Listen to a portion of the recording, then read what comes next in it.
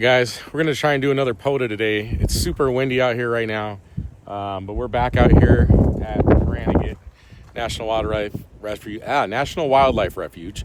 So we're out here. It's a little windy today, so I'm probably going to have to operate within the car, which I didn't want to do, or sorry, the truck. I wanted to sit outside. Maybe I still will, but just give me an idea. We got the lake behind us today, and I learned some lessons last time. And those lessons were mostly the power wasn't strong enough to really get out on my last rig. 10 watts wasn't really doing it. So I brought the IC 7300 today. I also got the logging software set up correctly now, so that's all going to work flawless. And then I brought a little secret weapon in the form of a Heil headset.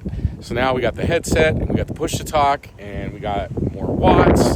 So now it should be a successful day out here. So anyways, I'm hoping that that's going to work out the way I want it to. So I guess we'll just have to wait and see and find out. So I'm going to film as much of it as I can for you guys and just kind of do this take number 2 on POTA and see if we get it right this time.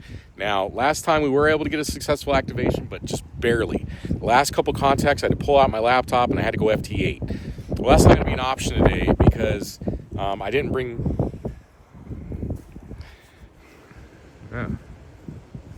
So my gimbal just died, but I didn't bring the laptop I need in order to do the FT8 today. So we got no FT8. So if we can't get the 10 contacts pretty quickly within an hour, I'd say, then we're just going to have to bail on the activation, upload the log, and go from there and hope for better next time. So anyways, let's get going. All right, got the antenna set up.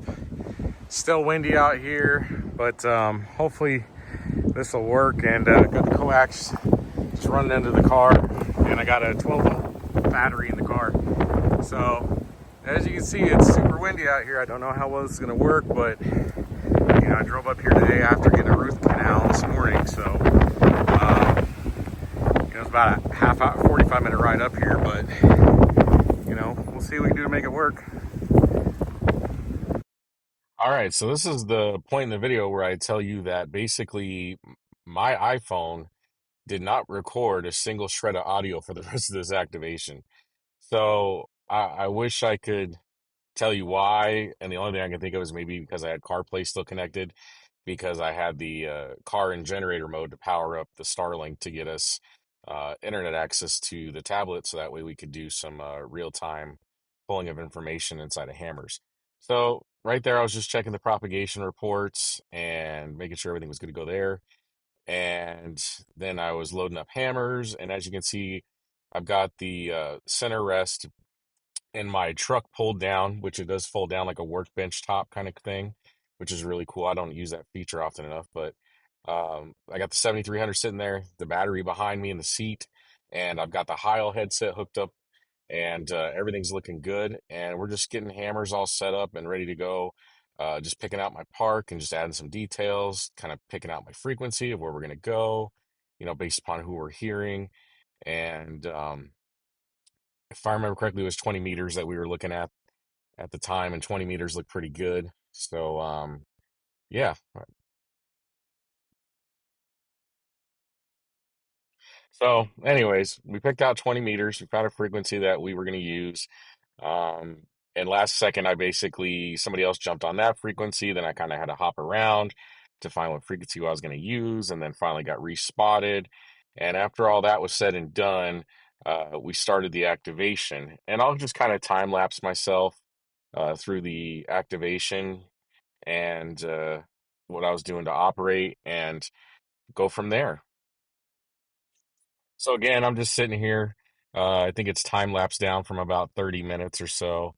And I'm just sitting there making contacts, going back and forth, making contacts, going back and forth.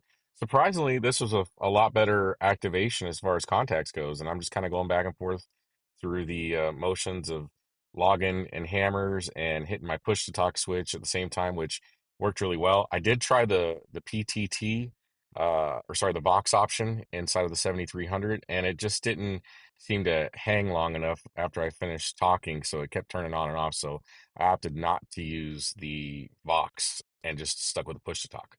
So, anyways, when we were all said and done, per hammers, we nailed 20 contacts in the log, and two of those contacts were park to park contacts.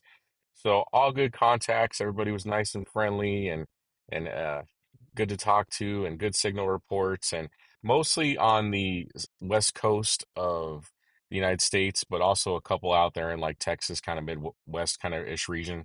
And one of those park to parks was super weak signal, and that was the Alaska park. But I'm glad we got the contact nailed down.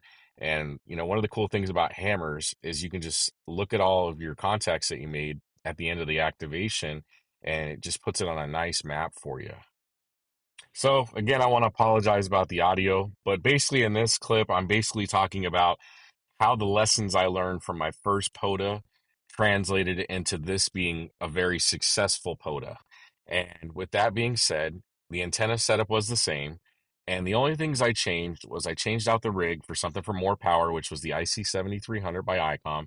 And that was really easy, quick to set up. Didn't have to fumble with an antenna tuner or anything like that.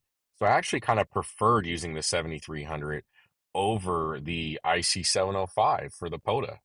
So I think it worked out really well. And my other secret weapon, which was the headset with the push to talk button, that worked phenomenally as well.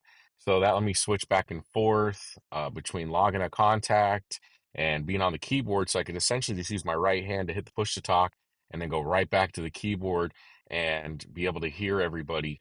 So that worked out pretty well. I might try and mess with the ICOM Vox settings a little bit more to see if that helps. To maybe be able to just do everything by box, but we'll see. And I'm basically just showing you guys the cable setup here and showing you the part number on that's AD-1-IC, if I remember correctly.